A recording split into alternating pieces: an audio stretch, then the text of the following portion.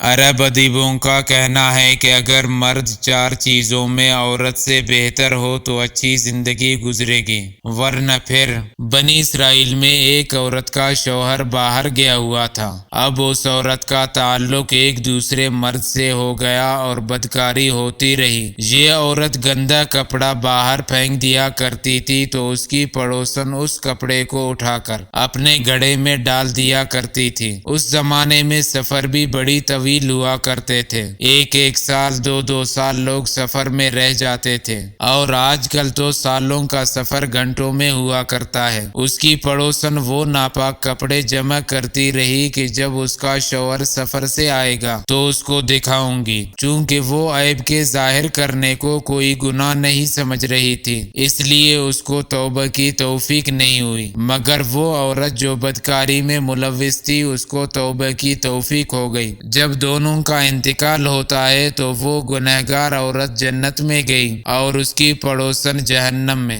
جبکہ وہ عبادت گزار اور نمازی تھی۔ شیخ سعدی رحمۃ اللہ علیہ فرماتے ہیں، اللہ تعالیٰ دیکھتے ہیں اور چھپا لیتے ہیں، لیکن ہمسایہ نہیں دیکھتا اور شور مچا دیتا ہے۔ عرب ادیبوں کا کہنا ہے کہ اگر مرد 4 اوصاف میں عورت سے بہتر ہو تو اچھی زندگی گزرے گی۔ پہلا یہ کہ مرد کی عمر عورت سے زیادہ ہو، دوسرا یہ کہ مرد کا قد عورت سے بڑا ہو، اور تیسرا یہ کہ مرد کے پاس مال بمقابلہ عورت زیادہ ہو، اور چوتھا یہ کہ مرد کا نسب بمقابلہ عورت بہتر ہو۔